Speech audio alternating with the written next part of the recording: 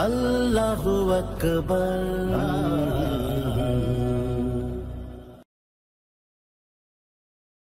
ما يجادل في آيات الله إلا الذين كفروا فلا يغررك تقلبهم في البلاد।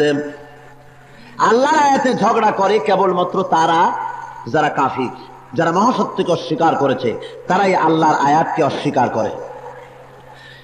সুতরাং এই কাফেরদের দেশ এবং নগর সমূহে তাদের চাকচিক্যময় চলাফেরা দেখে তোমরা যেন ধোকায় পড়ে যেও না যে তাদেরকে আল্লাহ বুঝি খুশি হয়ে এগুলি দিয়েছেন।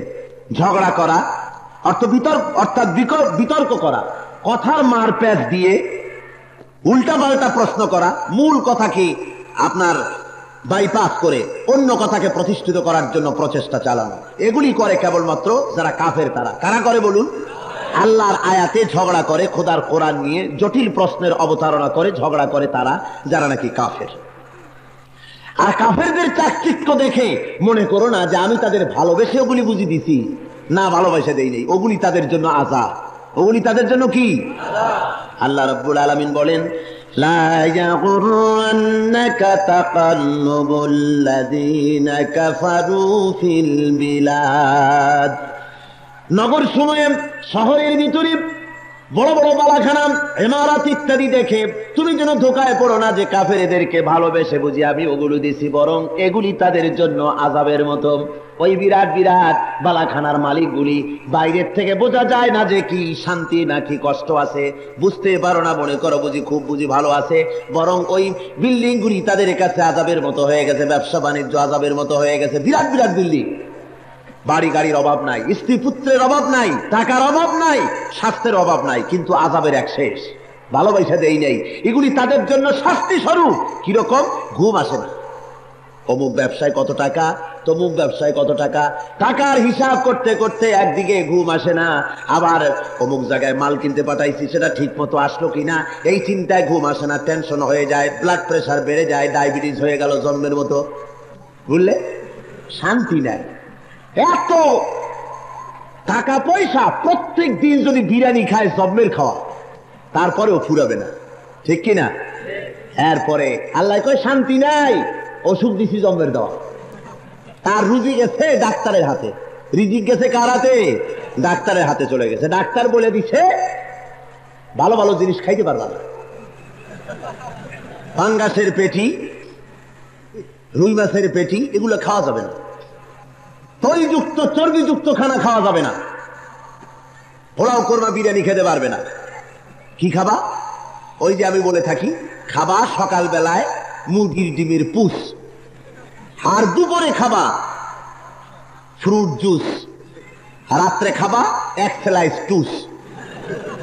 এই হলো খাবার। এত খাইতে পারে, এত কিছু আল্লাহ দিয়েছেন, কিন্তু খাবার উপায় নাই, সব আটকে গেছে, রুজি বন্ধ হয়ে গেছে, শান্তি নাই।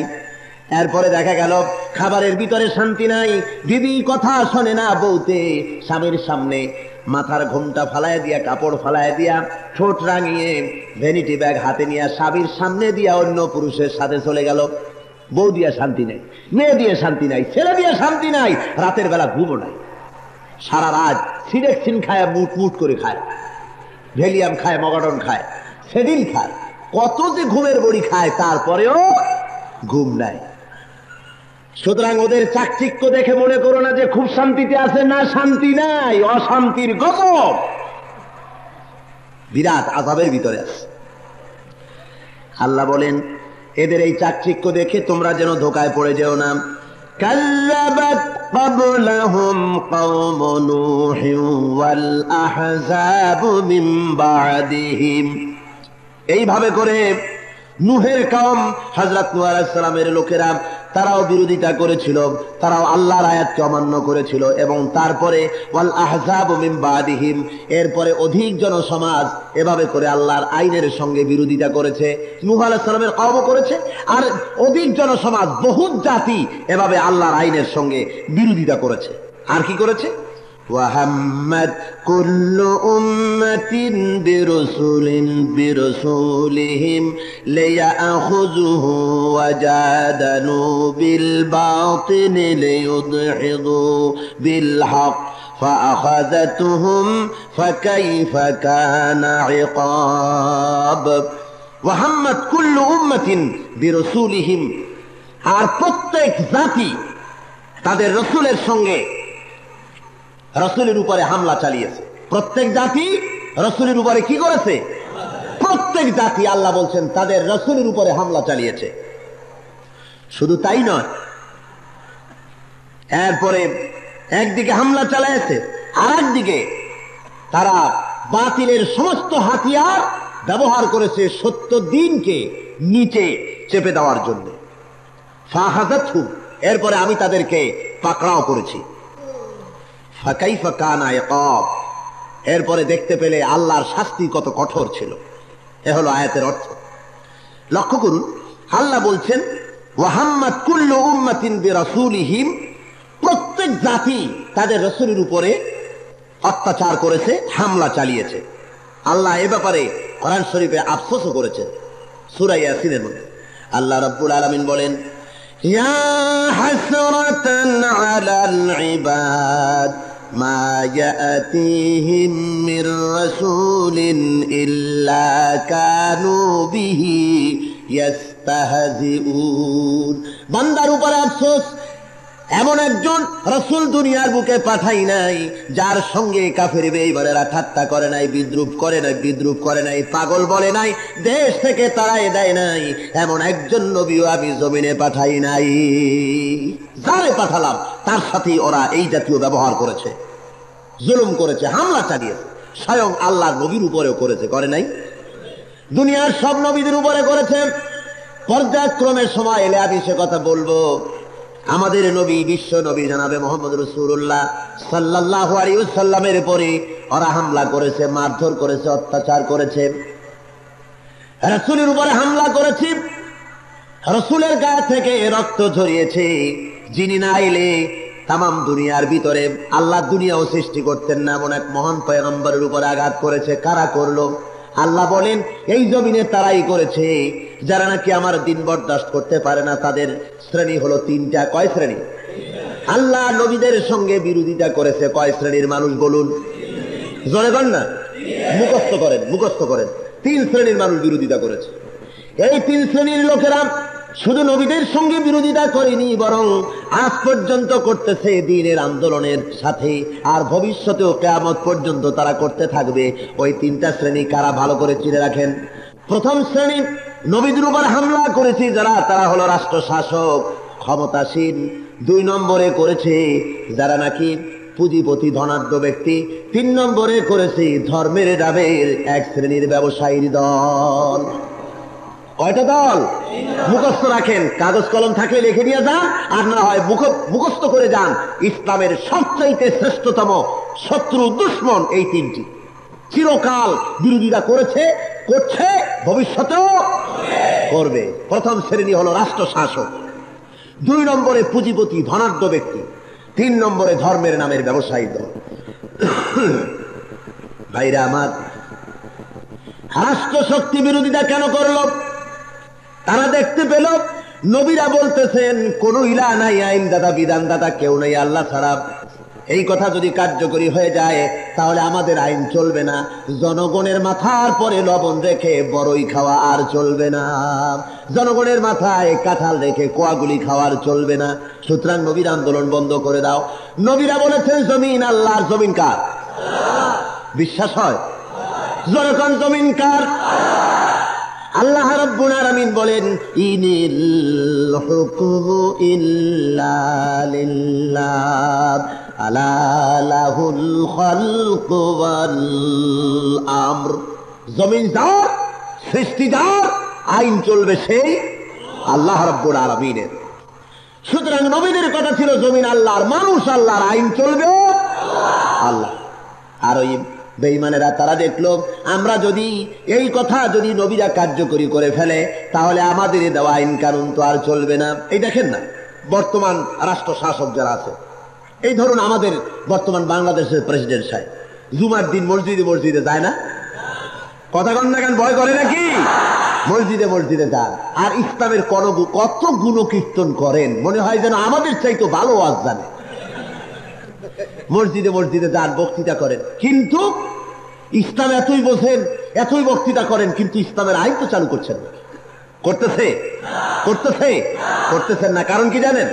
কারণ হলো আল্লাহর ইসলামের আইন যদি জমিনে চালু হয়ে যায় তাহলে অন্য প্রেসিডেন্টের পাশে নিজের বউ বসানো যাবে না, আর অন্য প্রেসিডেন্টের বউ নিজের কাছে বসানো যাবে না। রাস্তা দিয়ে হাঁটার সময় ইসলামের আইন যদি চালু হয়ে যায়, রাস্তা দিয়ে হাঁটার সময় যুবতীদেরা ফুল নিক্ষেপ করতে পারে না, হারাম।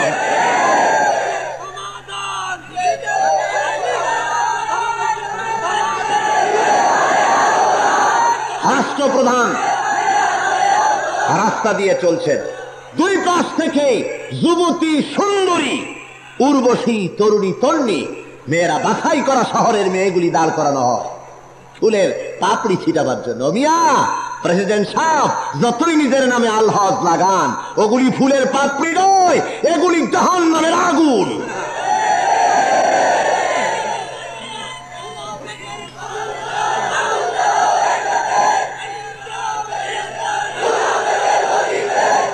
সুতরাং ইসলামী আইনের বিরোধিতা তারা করবেই। তার কারণ হলো যুবতী মেয়েদের সাথে উষ্ণ করমর্দনের সুযোগ থাকবে না।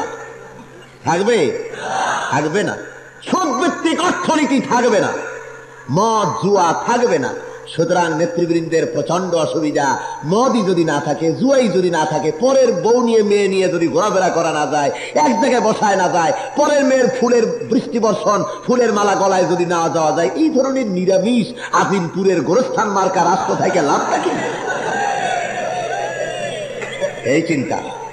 সেই জন্য বাধা অতীতেও দিয়েছে, এখনো দিচ্ছে, ভবিষ্যতেও দিবে। ভাইরা আমার, আল্লাহ রাব্বুল আলামিন বলছেন ওরা এই জন্য বাধা দেয়, রাষ্ট্র শক্তিরা চিরটা কাল এভাবে বাধা দিয়ে আসছে, তাদের হাতে ক্ষমতা থাকবে না। ইসলামের হাতে ক্ষমতা গেলে পরে এই মুসিবত হবে, সেই জন্য তাদের এত চিন্তা, এত মাথায় ব্যথা।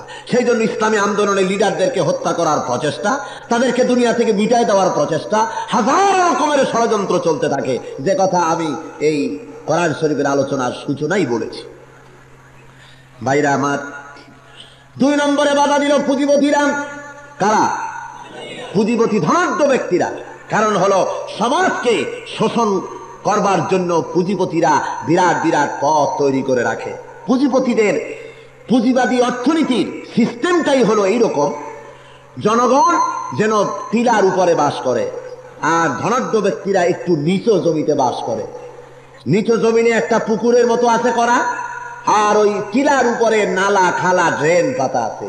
বৃষ্টির পানি যতটুকুন হবে বা এমনি যতটুকুন পানি সঞ্চিত হবে, পানিগুলি নিচের থেকে উপরে উঠবে না উপরের থেকে নিচে নামবে?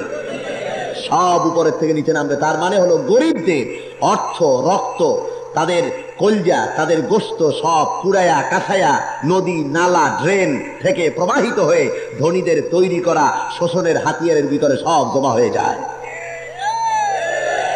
কিরকম?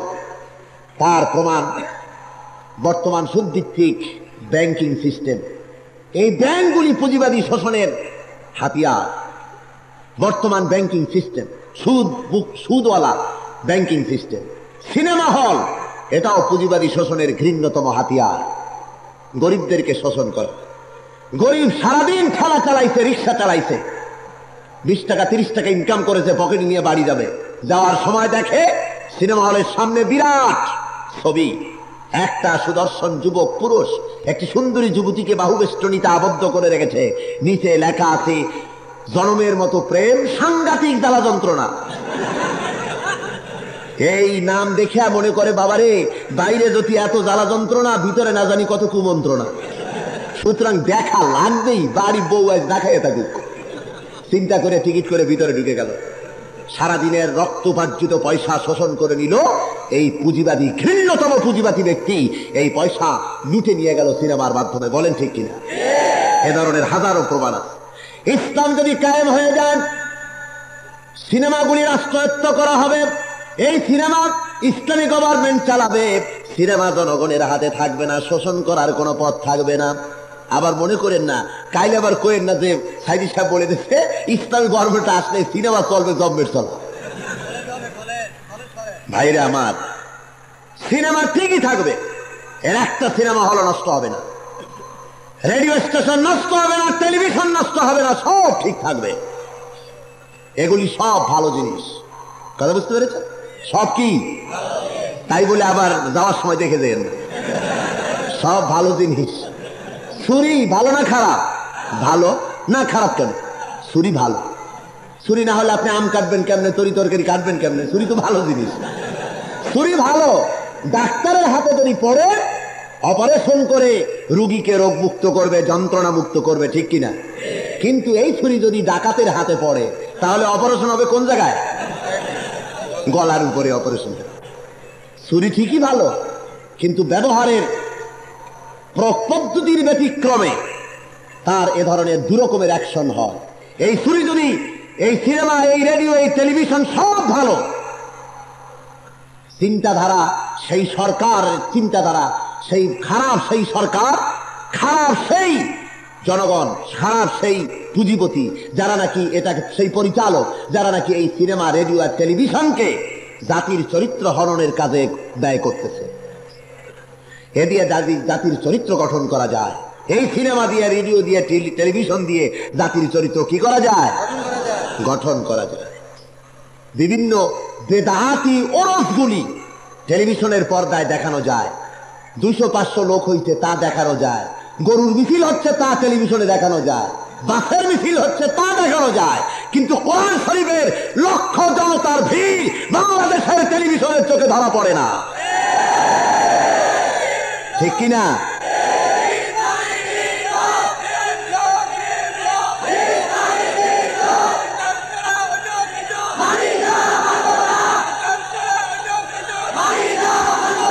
ভাইরে আমার, সুতরাং ইসলাম যদি ক্ষমতায় আসে, রেডিও, টেলিভিশন, সিনেমা হল সব ঠিক থাকবে।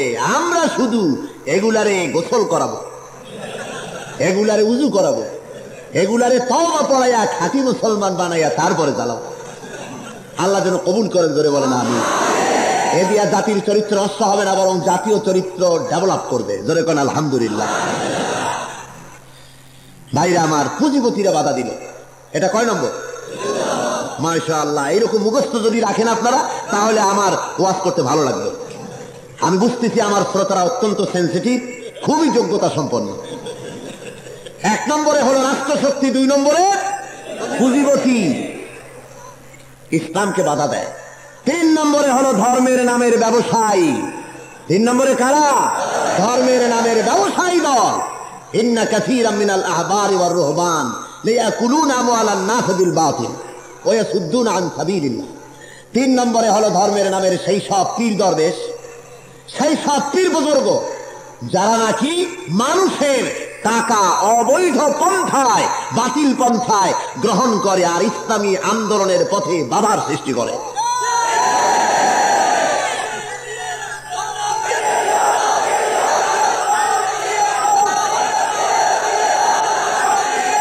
এরা বাধা দেয় কেন? ভালো করে শোনেন। এই 3 নম্বরের লোকেরা বাধা দেয় কেন? তাদের বাধা দেওয়ার কারণ হলো ওরা জানে ইসলাম যদি কায়েম হয়ে যায়, ইসলামের আদর্শ যদি কায়েম হয়ে যায়, তাহলে মানুষের ঘাড়ে চড়ে চড়ে এইভাবে খাওয়া যাবে না, সকলকেই কাজ করে খাওয়া লাগবে। আসন গেড়ে চুপ করে বসে থেকে মানুষ চাষ করে খাওয়া যাবে না। বিনা পুঁজির ব্যবসা, লক্ষ কোটি কোটি টাকা ইনকাম করবে, পকেটে করে পাচার করবে, আর গভর্নমেন্টের খবর থাকবে না, ইনকাম ট্যাক্স দেওয়া লাগবে না। সুতরাং ইসলাম কায়েম হলে তো ভীষণ মুসিবত। কাজী এটারে ফিরাও, কি কবা? বলো ওদের আকীদা খারাপ।